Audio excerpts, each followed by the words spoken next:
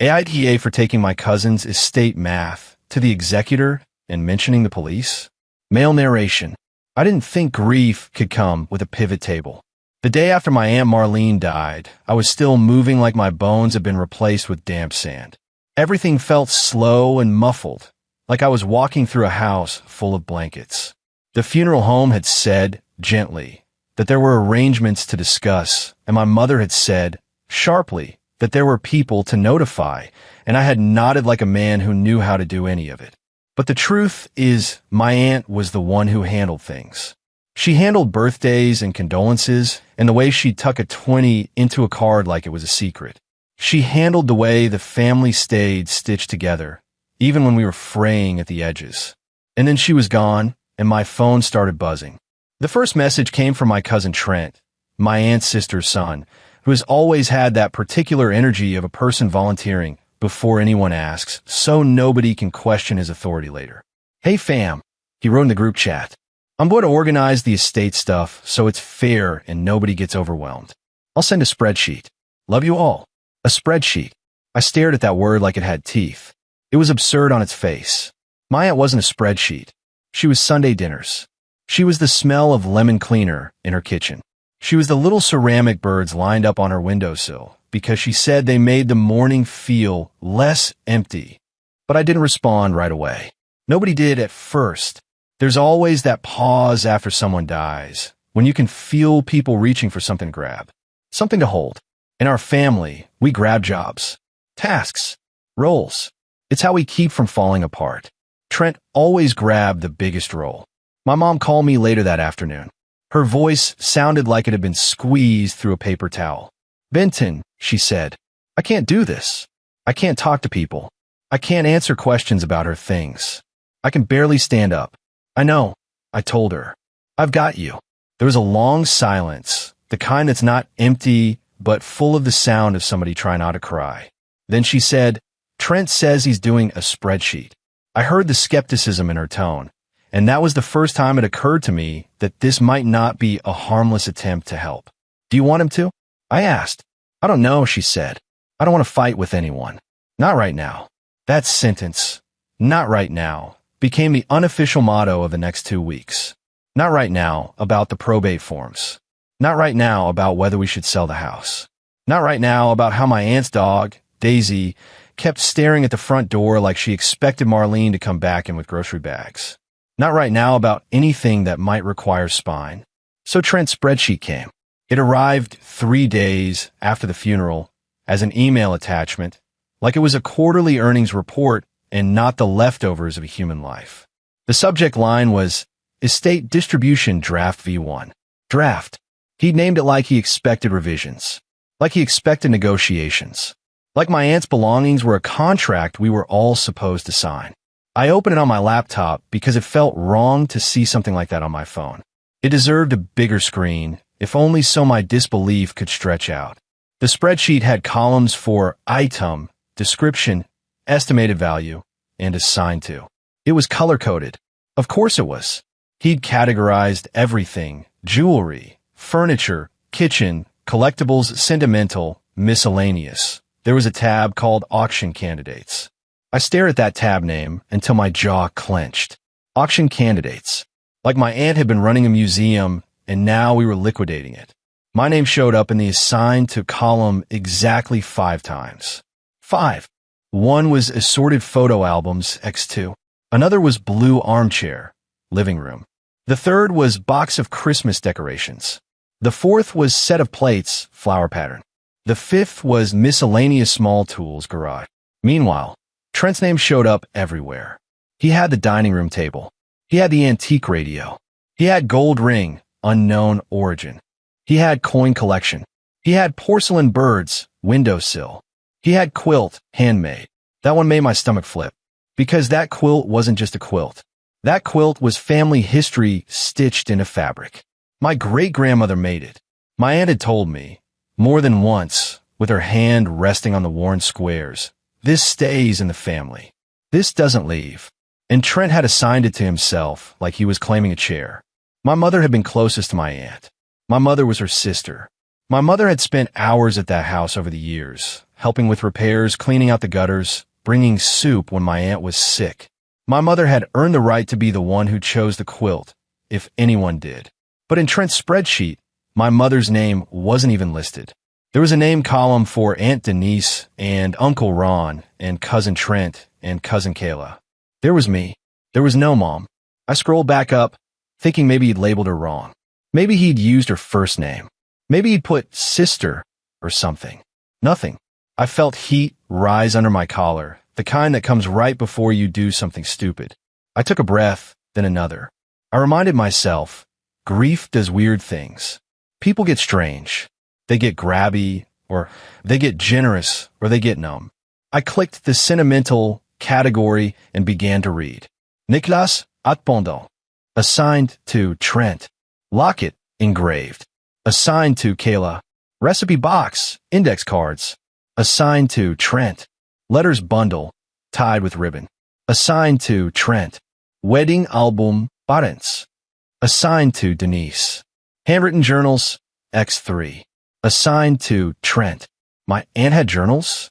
I hadn't even known, and Trent had already claimed them. I stared at the estimated value column and noticed something else that made my forehead crease. Aunt Marlene's diamond stud earrings were listed at $40. $40. But the antique radio, something I'd seen on Facebook Marketplace for a couple hundred, maybe, was listed at $800. The quilt was listed as $500 handmade. The recipe box was listed at $100 vintage. It wasn't just that Trent had assigned himself the things that mattered. It was that the values were weird, slanted, almost like the numbers were being used to justify the assignments. If the earrings were only $40, then he could grab them without looking greedy. If the radio was worth $800, then he could argue he was taking on a burden of value. It felt like watching someone set up a magic trick, knowing you were the audience and also the mark. My mom texted me while I was still staring at the screen. Did you see Trent's spreadsheet? I typed back, yes.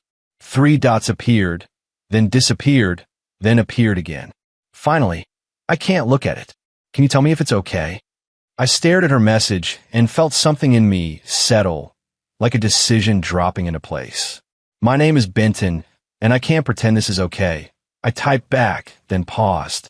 I was too blunt, too sharp. It would make her cry. So I deleted it and wrote, I'm going to look through it carefully. I'll handle it. I didn't tell her the part where my hands were shaking. That night, I called Trent. He answered on the third ring with the kind of cheerful tone that always makes my skin crawl when something serious is happening. Benton, hey man, you got the file? Yeah, I said.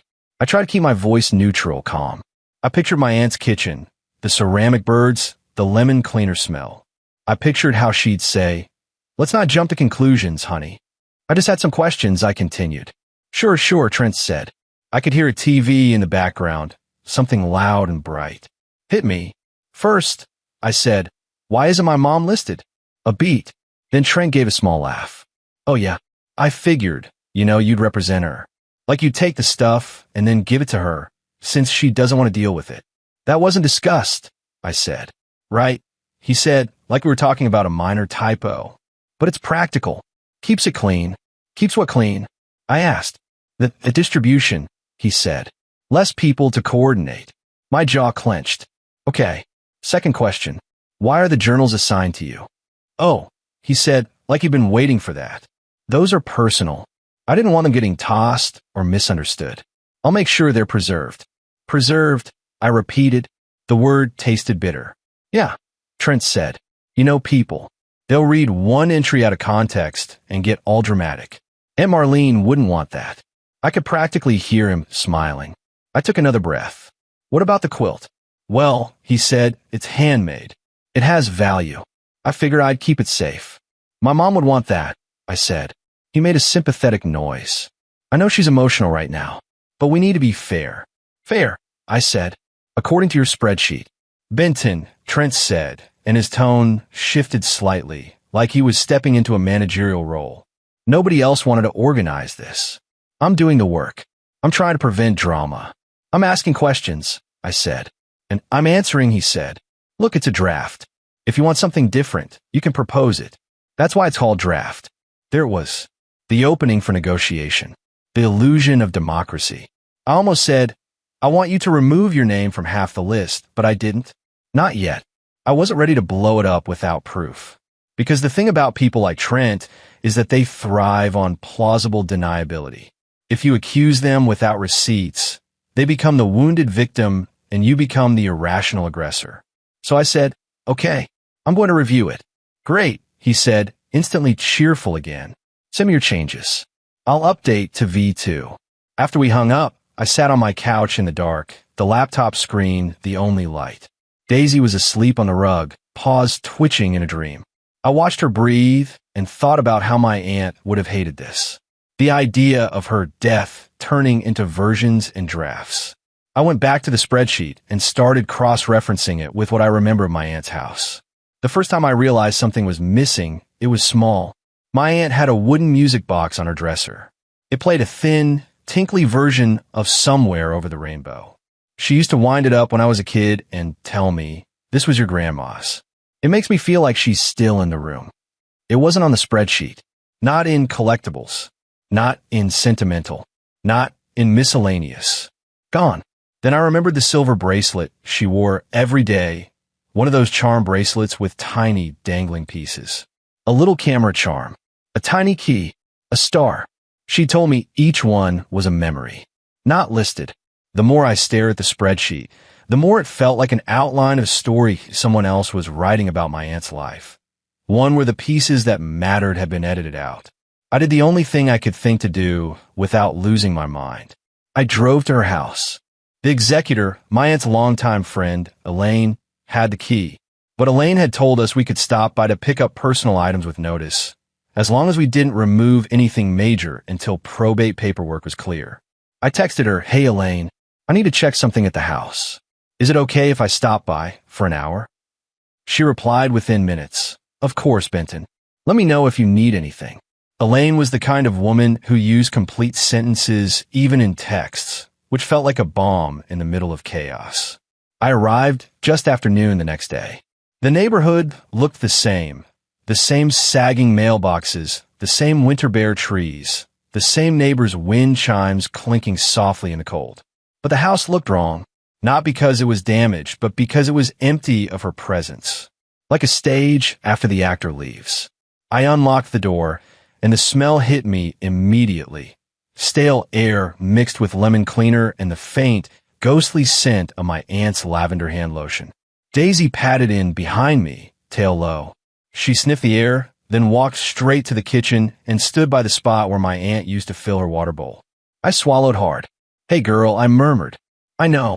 I walked through the living room, looking at everything with new eyes.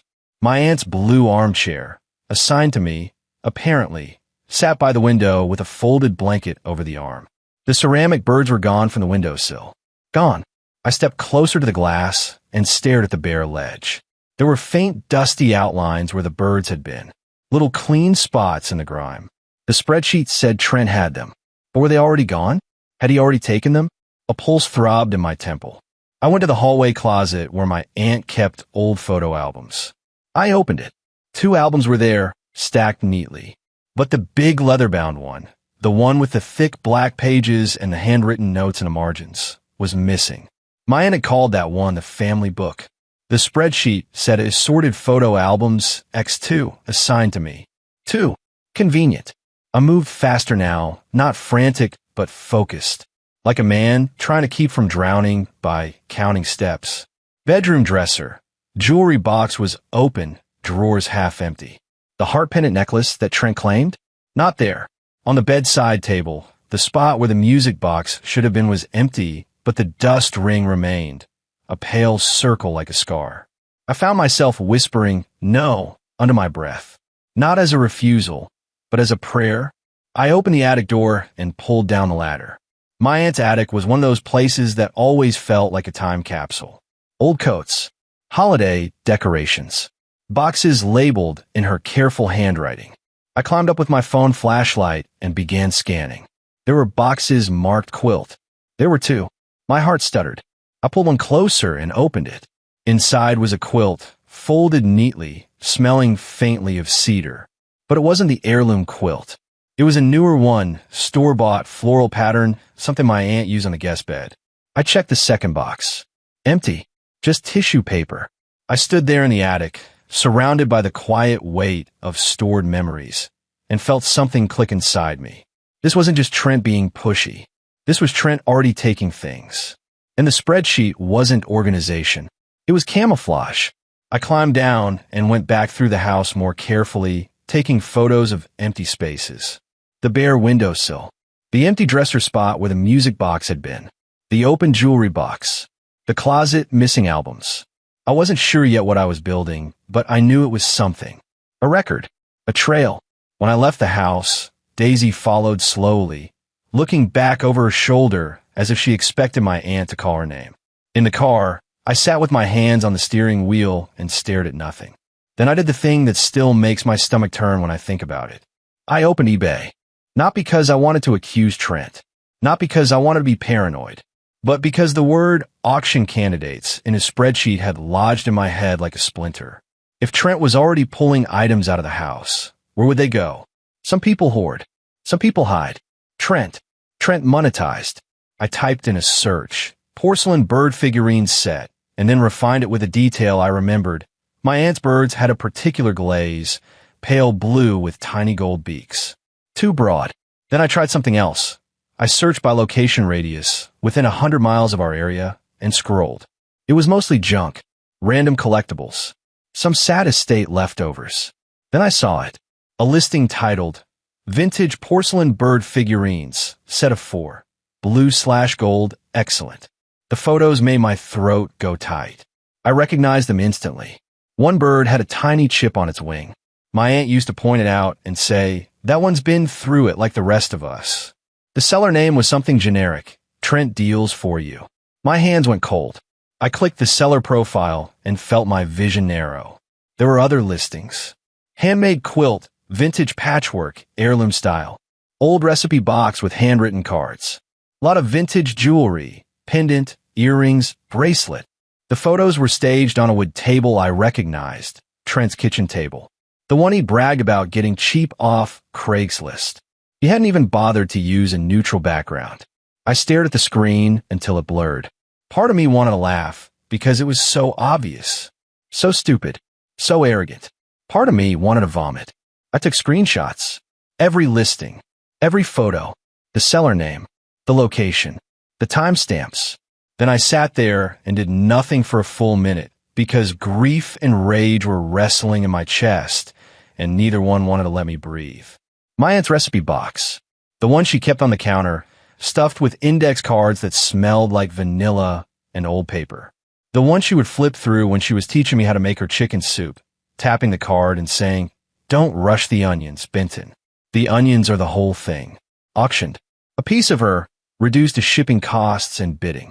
I drove straight to Elaine's house.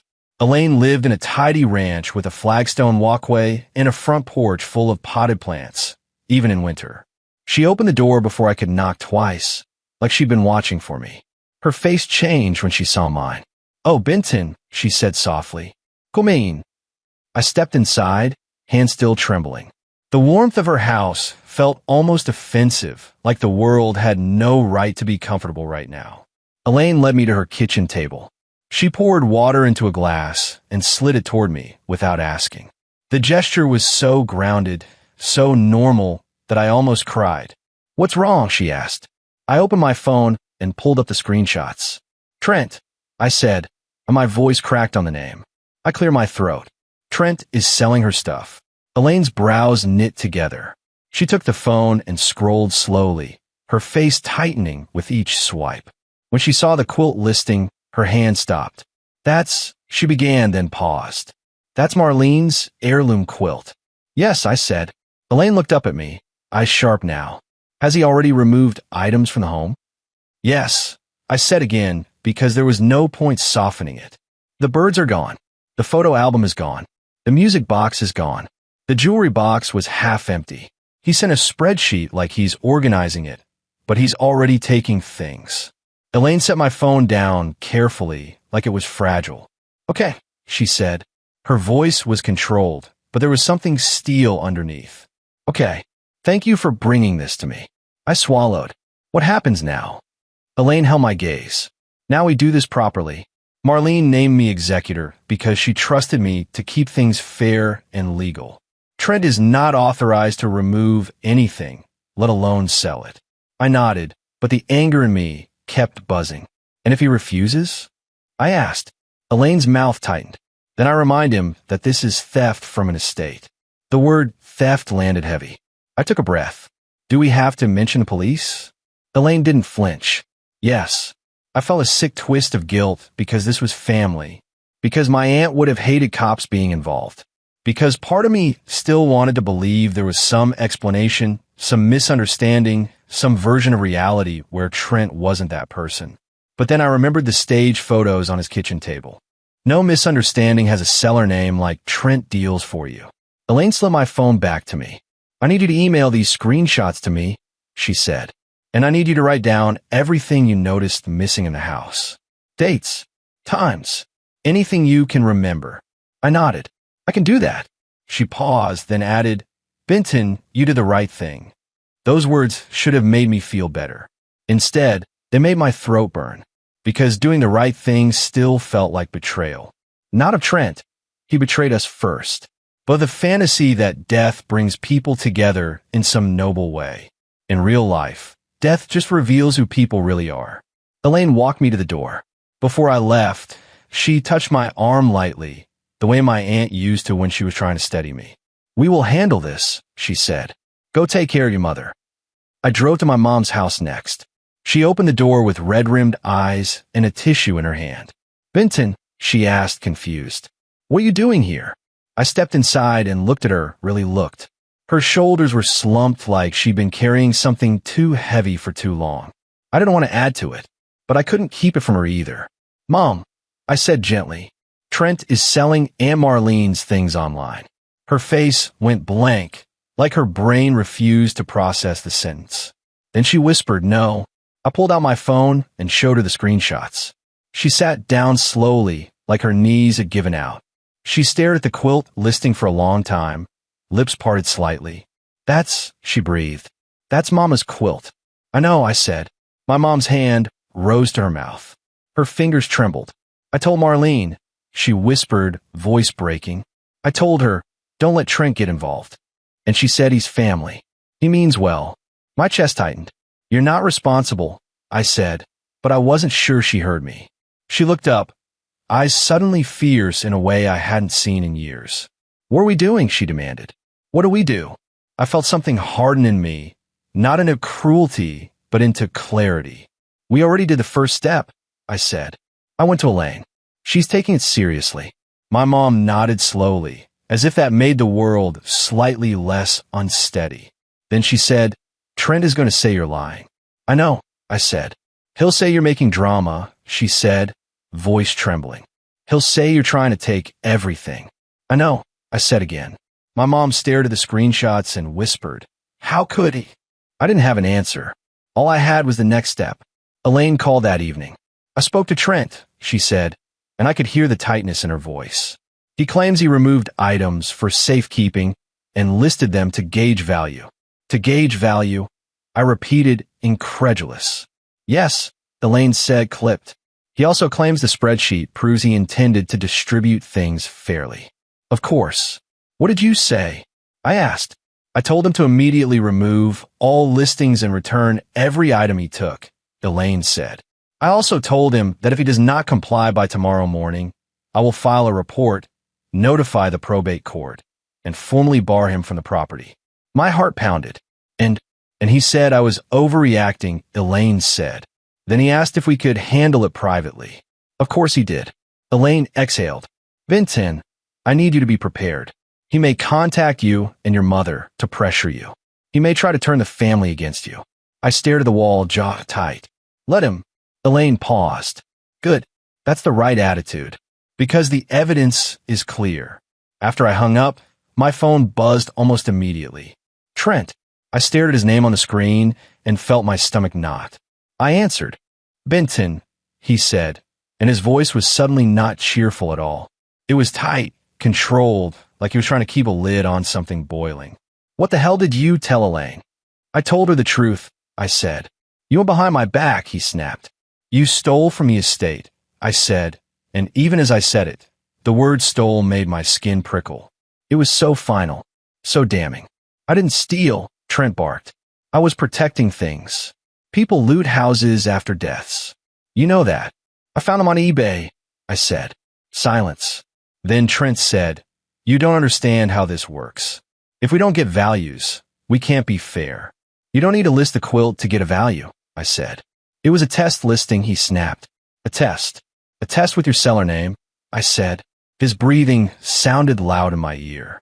Benton, he said, and his tone shifted into something almost pleading, almost reasonable. Look, I can take the listings down.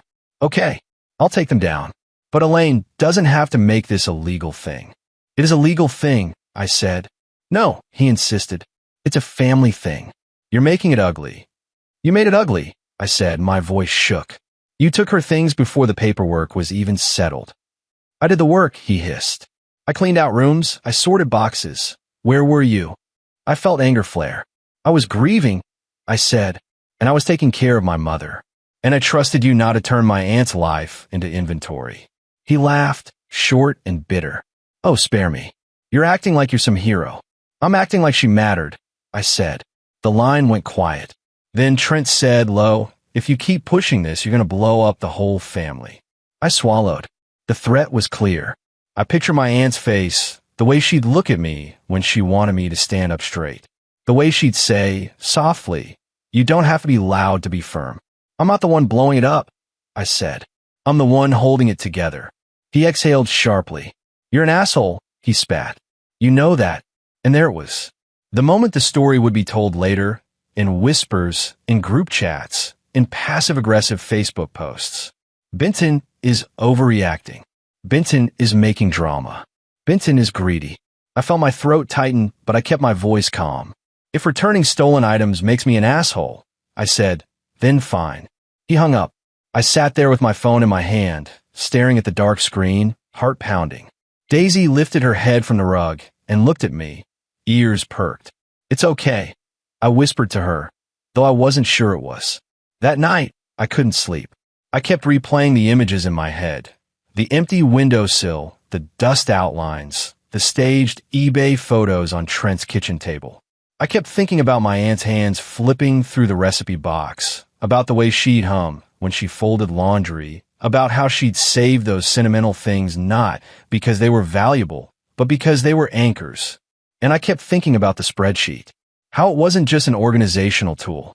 It was a narrative, Trent's narrative, a story where he was the responsible one, the fair one, the one who deserved the most because he did the work. The next morning, Elaine texted me. He took down the listings. My shoulders sagged with relief, but it was thin relief, like paper stretched over a hole. Because taking down listings didn't mean the items were back. An hour later, Elaine called. He returned some things, she said. Some? I asked, stomach dropping. Yes, Elaine said. He brought back the porcelain birds and the quilt. I exhaled. Okay, good. But he claims he doesn't have the journals, Elaine continued. He says he never took them. I felt my pulse spike. They were on a spreadsheet, I said. Assigned to him. I know, Elaine said. He says the spreadsheet was hypothetical. I let out a short, humorless laugh. Hypothetical. Like my aunt's private journals were a thought experiment. Elaine's voice stayed steady. Benton, I need you to tell me everything else you notice missing. Because if items are still unaccounted for, I have to document it. I thought about the music box, the charm bracelet, the leather family album. I'll email you, I said. After I hung up, I stared at my laptop on the table. The spreadsheet was still open, the cells neat and color-coded. It looked so clean, so controlled. But behind was a mess of human grief and human greed.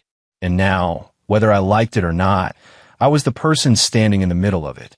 Not because I wanted the role, because my aunt deserved better than being sold in pieces. The group chat lit up before I even finished my coffee. Aunt Denise.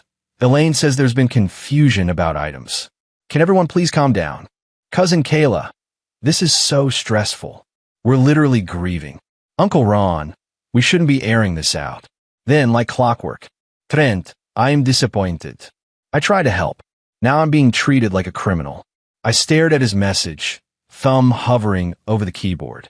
The old Benton, the one trained to keep peace, to swallow anger, to avoid family blow-ups, wanted to type something measured and vague.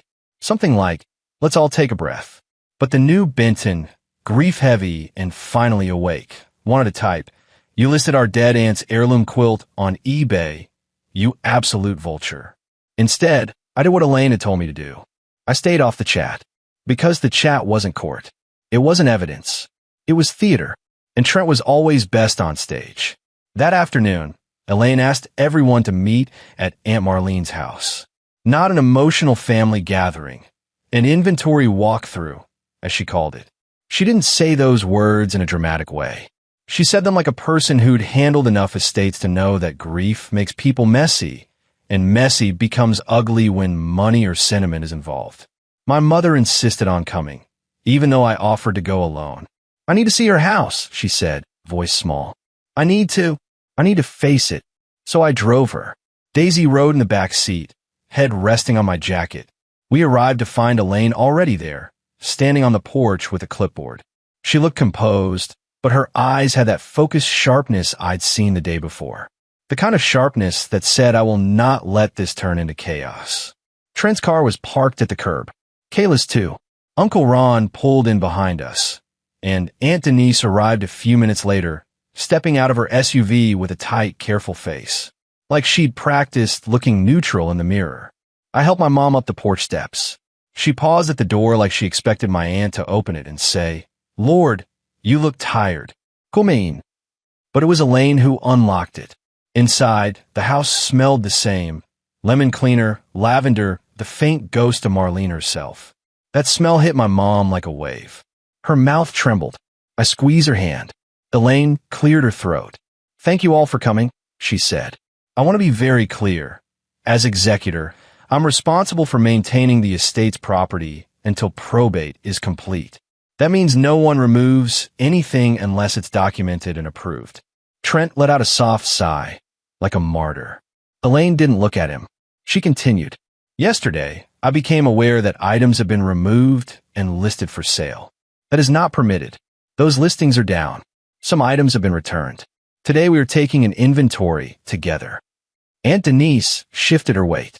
This is really necessary? She asked, voice strained. We're family. Elaine's gaze stayed steady. Yes, it's necessary. Then she added, very calmly, for everyone's protection. That last part seemed to land, even with Denise. Trent gave a small laugh. This is so dramatic. Elaine finally looked at him. Trent, I'm not interested in drama. I'm interested in accountability. Trent lifted his hands. Fine. Inventory. Whatever. But I could see it in his eyes. He wasn't scared. He was angry. Angry that his performance had been interrupted. Elaine started in the living room. She read items off a printed list and checked them against the room. It was methodical. Boring almost. Like a teacher taking attendance. Blue armchair, she said. Present. End tables, she said. Present. Lamp, present. Television, present. Then she stepped to the windowsill. The porcelain birds were back, placed neatly in a row like they'd never left. My mom stared at them as if they were proof of something bigger than theft. Proof that my aunt's memory could be handled like property. Kayla leaned close to Trent and whispered something. Trent's mouth tightened. Elaine moved to the hallway. Photo albums, she said. I held my breath. In the closet, 2 albums sat stacked. Elaine checked them off. Is that all? She asked, turning to the group. I couldn't stop myself. There's a leather-bound one missing. Aunt Denise blinked. What leather-bound one? My mom lifted her chin. Marlene's family album. The big one. Trent shrugged. I've never seen it. I stared at him. It was in that closet. It's not there now. Elaine made a note on her clipboard. Leather-bound family album. Unaccounted for. Trent huffed. You don't even know it existed. You're just assuming. My mom's voice snapped, sharp with grief. I help her make it. Don't tell me what existed in my sister's house. That shut him up for about 3 seconds. Then he said, okay, but it's not like anyone's profiting off a photo album. I felt my hands curl. Elaine held up a palm gently. Let's continue, she said. In the bedroom, Elaine opened drawers with permission and checked items carefully. Jewelry box, she said. Contents to be inventoried separately. Trent shifted. That's invasive. Elaine didn't blink. It's standard. When Elaine opened the jewelry box, my stomach sank. It was emptier than it should have been, even after the returned items. Elaine began listing. Heart pendant necklace, present. Diamond studs, present. Charm bracelet, missing. My mom made a small sound, like air leaving a punctured tire. That bracelet, she whispered. She wore it every day. Trent shrugged again. Too quick. Too casual. Maybe she lost it years ago. I couldn't hold it. No, she wore it at Thanksgiving. Trent's eyes flicked to me. You sure about that? Positive, I said.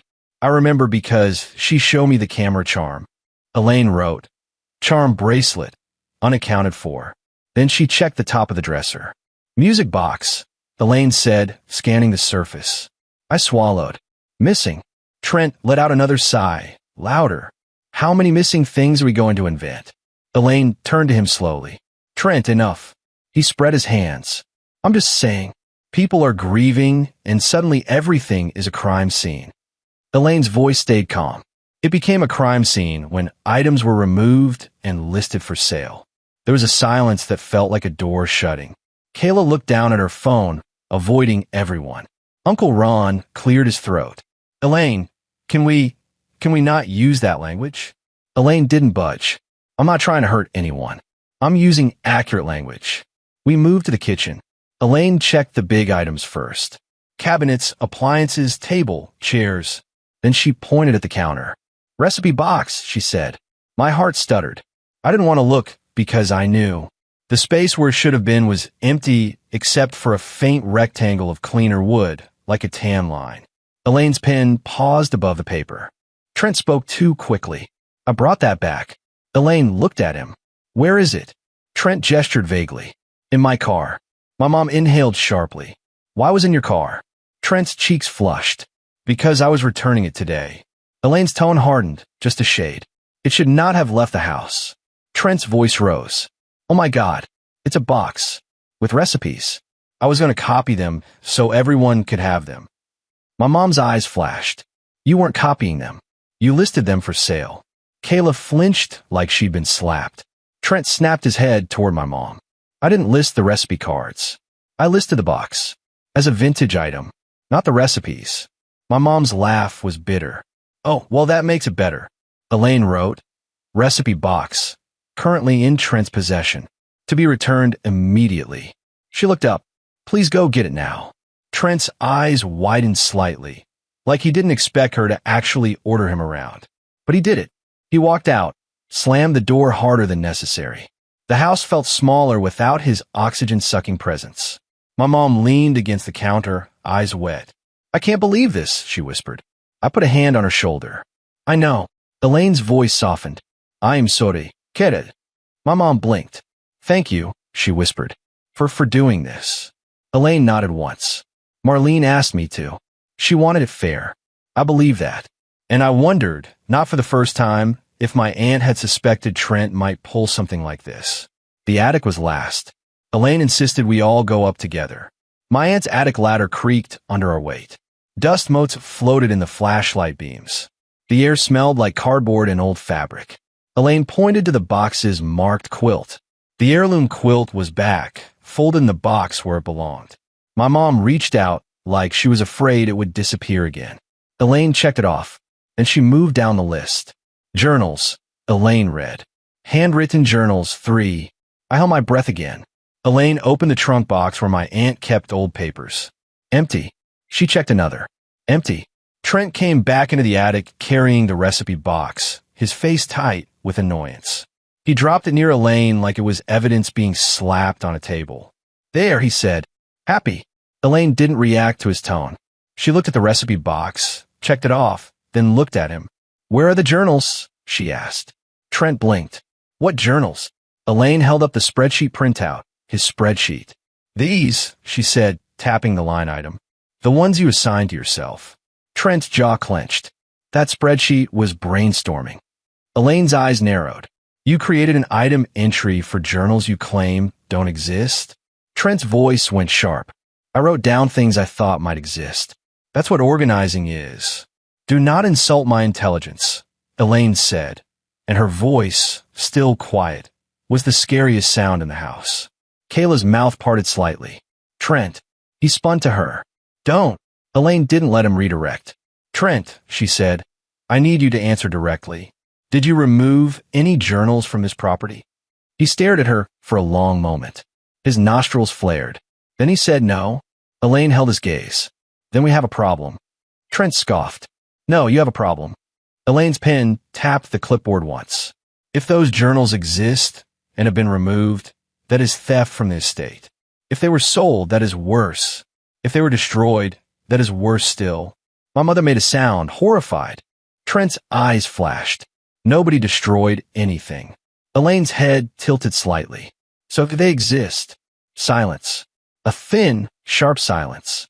Trent's cheeks went blotchy. I didn't say that. Elaine nodded, like she'd just watched him trip over his own lie. Okay, she said. Then here's what will happen next. I will file a formal inventory report. I will notify the probate court of unaccounted for items. And if those items are not returned within 48 hours, I will consider contacting law enforcement. Aunt Denise flinched. Elaine. Elaine held up her hand. Denise, please. I'm not doing this to punish anyone. I'm doing it because this is my legal duty. Trent's face went cold. You gonna call the cops on me? Elaine's tone didn't change. I will do what's necessary to protect Marlene's estate. Trent turned his gaze on me, then laser-focused. This is you, he said. You did this. I felt every eye on me. My chest tightened. For a second, the old Benton wanted to shrink, to apologize for existing. But then I saw my mother's face, hurt, exhausted, and somehow still standing. And I heard my aunt's voice in my head. You don't have to be loud to be firm. So I said, evenly, no, Trent. You did this when you put her quilt on eBay. Kayla's eyes widened. Oncle home muterid. Jesus. Trent's lips curled. You think you're so righteous. I met his stare. I think you're a thief. Aunt Denise gasped like I'd slapped him. Trent's face darkened. Say that again. Elaine stepped between us slightly. Not physically, but in authority. Enough, she said. This meeting is over. Benton, Carol, thank you. Denise, Ron, Kayla, please understand. I will be sending you each a written summary. Trent, you are not to enter this property without my presence. Trent barked a laugh. You can't stop me. Elaine's eyes didn't blink. I can legally. Trent stared at her, then at all of us, and I could see him calculating, weighing the room, deciding what performance to run next. Finally, he said, fine. Then he added, as he brushed past me on the attic ladder, low enough that maybe only I could hear, you're going to regret this. 2 hours later, my phone buzzed again. A new eBay notification. Not from my account, because I'd been obsessively checking the seller page in case listings went back up. I clicked Save Seller earlier without even thinking. The notification read, Seller Trent deals for you has listed new items. My stomach dropped straight through the floor. I opened it. There it was. A listing titled, Vintage Music Box, plays somewhere over the rainbow. With photos. On Trent's kitchen table. My hands went numb. I couldn't feel my fingers. It was like my body had decided this wasn't real enough to require sensation. Then another listing loaded. Charm bracelet, sterling silver, multiple charms. I stared so hard my eyes burned. He'd sat through an inventory meeting where police were mentioned, and then, what? He doubled down? Or maybe he'd never taken the listings down at all. Maybe he just ended the ones we'd seen and relist under different terms. Maybe he assumed he could outrun consequences with new item titles and a little arrogance. I took screenshots again. Every photo. Every timestamp. Then I called Elaine. She answered quickly. Benton, here list, I said. My voice sounded distant to my own ears. The music box. The charm bracelet. Right now. There was a pause, and in that pause I heard Elaine inhale like she just stepped into cold air. Send them, she said immediately. Right now. I emailed everything in a rush. Screenshots, the new listing URLs, the timestamps. Elaine called me back within 10 minutes. I'm contacting the probate attorney, she said. And I'm filing a report. My heart thudded. Police. Elaine's voice was firm. Yes. My stomach twisted, not because Trent didn't deserve it, but because I could already see the fallout. The family narrative. The blame. Elaine continued. Benton, I need you to write a statement. When you first saw the spreadsheet, when you visited the house, what you found when you found the listings. Be specific.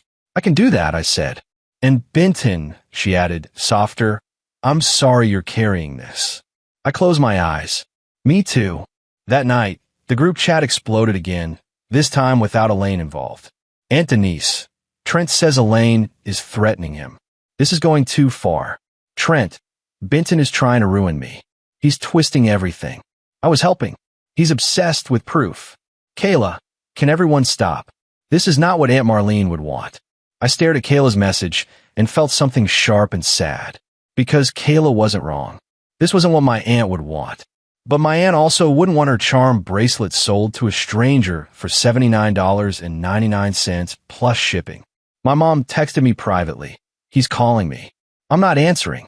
I texted back, don't. Let Elaine handle it. Then Trent called me. I didn't answer. He called again. I didn't answer. Then he left a voicemail. His voice was low, urgent, and for the first time, scared. Benton, please. We can fix this. Take it back. Tell Elaine you overreacted. I'll return everything. Just don't do this. Don't make it criminal. I listened to the voicemail twice. On the second listen, I noticed what he didn't say.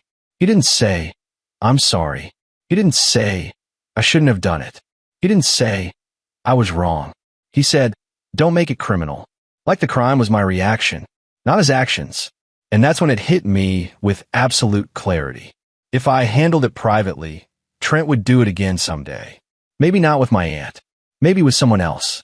Maybe with my mother when her time came, God forbid. Trent wasn't grieving. Trent was opportunistic. And opportunists don't stop because you ask nicely. They stop when the door locks. The next morning, Elaine called.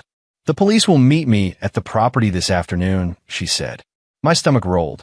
Okay. I'm also filing for an emergency order restricting Trent from the estate, she said. The probate attorney believes the evidence is strong. I exhaled slowly. What do you need from me? Your statement, Elaine said. And I need you present if possible. You're the one who discovered the listings. Your screenshots matter. I looked at my mom across the kitchen table.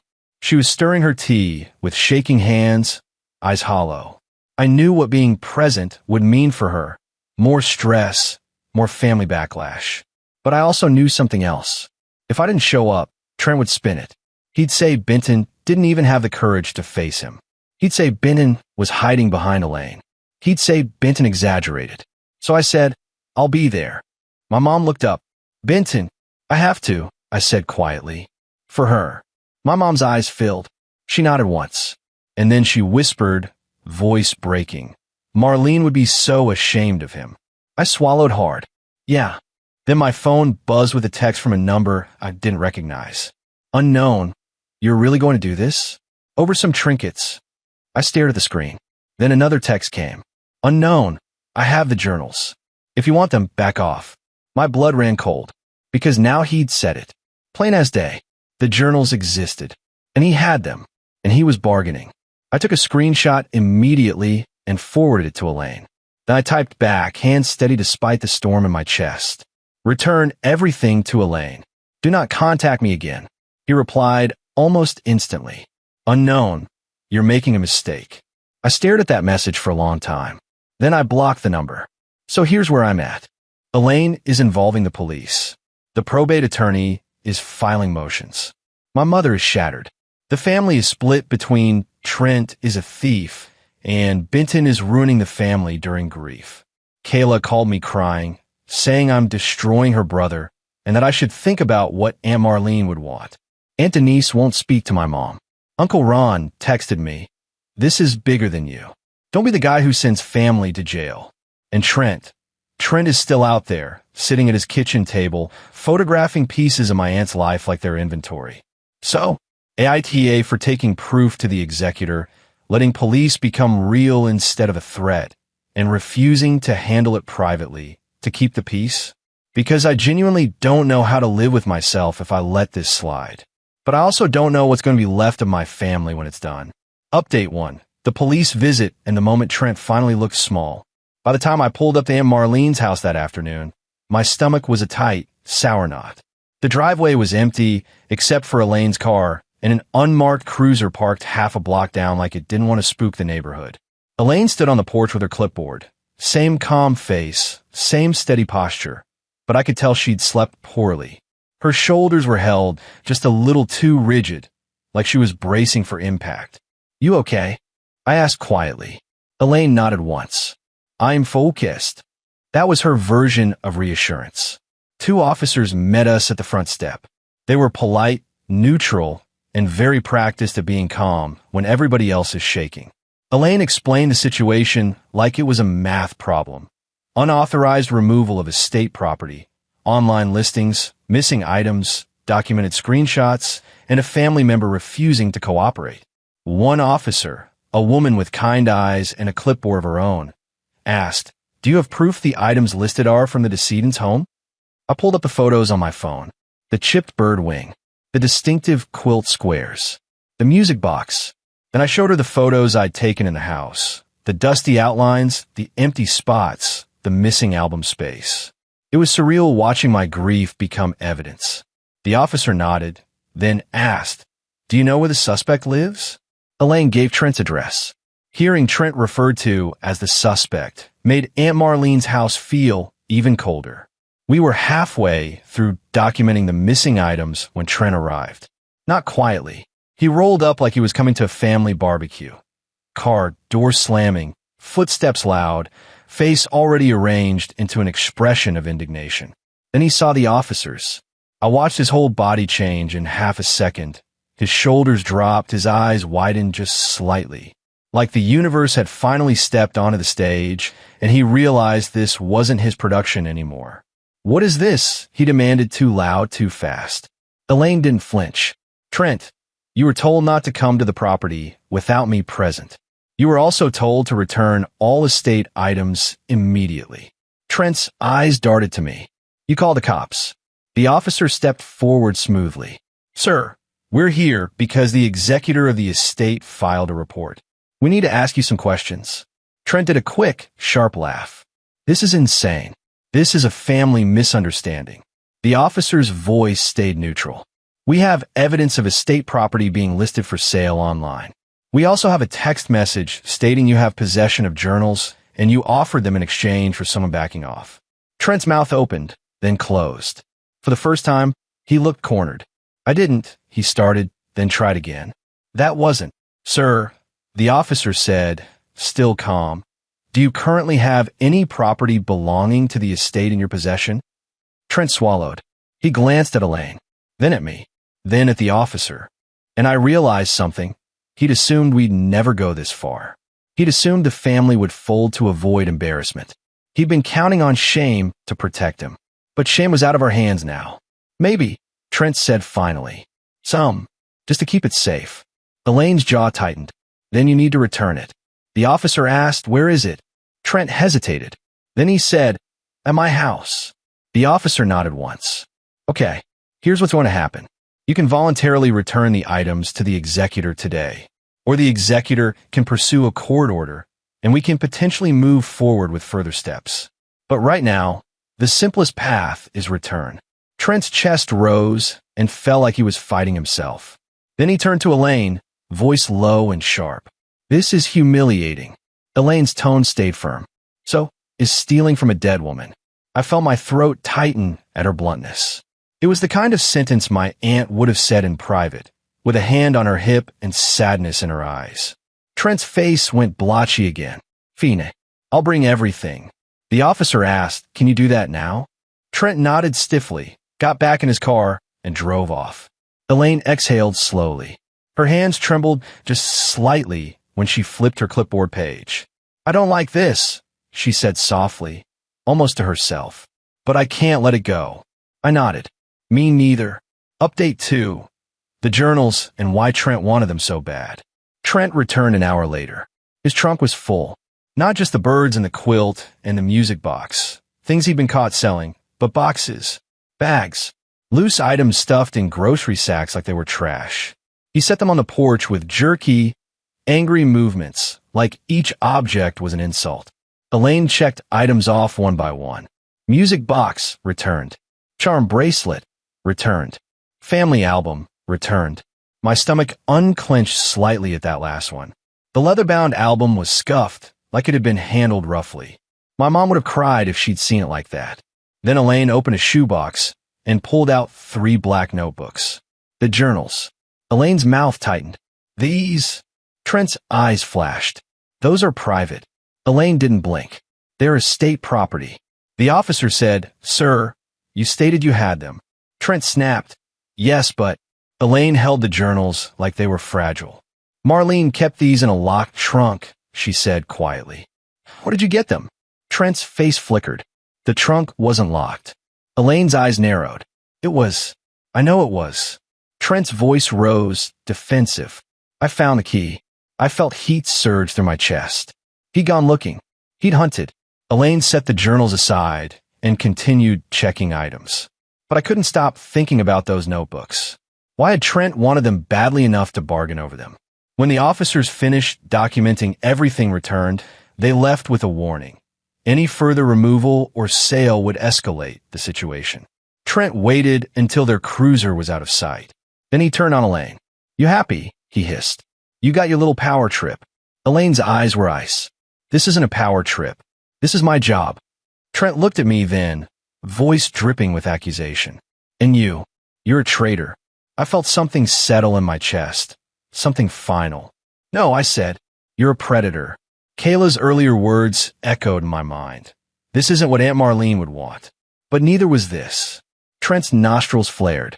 "You don't even know what you're doing." Elaine spoke calmly. "Trent, you're no longer welcome here. Leave." Trent stared at us both like he wanted to spit. Then he did something I'll never forget. He smiled. Small, mean, controlled. "You think this is over?" he said softly. "Wait until you read those journals." And then he walked away. Update 3. The executor's decision, and the one thing I didn't expect to feel. Elaine didn't open the journals. Not right away. She put them in a sealed evidence envelope like they were radioactive. "These are private writings," she told me. "We have to handle this carefully." I nodded, but my stomach churned. Part of me wanted to read them immediately, because I missed my aunt so much it physically hurt, and the idea of her voice on paper felt like a lifeline. But another part of me was afraid. Afraid Trent's smile meant something. Afraid my aunt had written something that could be weaponized. Elaine contacted the probate attorney. They decided the journals would be inventoried as personal papers and held securely. Elaine offered my mother first access if she wanted to keep them sealed, or to read them privately, or to appoint a third party to review for any sensitive documents. When I told my mother, she stared at the sealed envelope like it was a bomb. "I don't want to read them," she whispered. "Not yet." I understood that too. Grief doesn't just make you miss someone. It makes you scared of what you might discover. Elaine also filed for a formal restriction against Trent. No contact with the estate property, no involvement in distribution, and reimbursement for any loss of value caused by his actions, including listing fees, potential buyer inquiries, and the sheer headache of proving ownership. Trent's attorney, yes, he got an attorney, argued it was all a misunderstanding and family grief. Elaine's attorney showed the screenshots, the texts, the inventory discrepancies, and the seller name. "Trent deals for you." That part alone sounded like a confession. The judge wasn't amused. The court granted Elaine the restrictions and ordered Trent to return all items he already had, and prohibited him from contacting beneficiaries about estate matters. When I heard that, I expected to feel triumph. I didn't. I felt tired. Bone-deep tired. Because winning didn't bring my aunt back. Winning didn't erase the image of her quilt laid out on Trent's kitchen table like merchandise. Winning just meant the bleeding stopped. Final update. What was in the journals, and the line that ended the debate. 2 weeks later, my mother asked me to come over. Her voice on the phone was quiet, steady in a way it hadn't been since the funeral. "I'm ready," she said. When I got to her house, she had the sealed envelope on the table. Elaine had arranged for the journals to be copied, so the originals could remain protected and the family could decide later what to do with them. My mother held the first notebook like it was a sleeping animal. Then she opened it. The first page had my aunt's handwriting, looping, neat, familiar. And just seeing it made my throat tighten so hard I couldn't speak. My mother read silently for a long time, tears sliding down her cheeks without sound. Then she turned a page and stopped. Her whole body went still. "Benton," she whispered. "What?" I asked, heart hammering. She slid the notebook toward me, finger pointing at a paragraph near the bottom. I read it once, then again, then a third time because my brain refused to accept it. My aunt had written months earlier about Trent, not in a vague way, in a clear, unmistakable way. She wrote that she'd noticed items going missing during his visits. Small things at first. A bracelet she couldn't find. A coin she swore had been in a dish. A missing charm. She wrote that she didn't want to accuse him without proof, but that she'd begun locking certain items away. Then she wrote this line, in ink that looked pressed hard into the paper. "If anything happens to me, do not let Trent help. He will take what he can and call it organizing." My breath left my body like I'd been punched. My mother covered her mouth and sobbed, one raw, broken sound.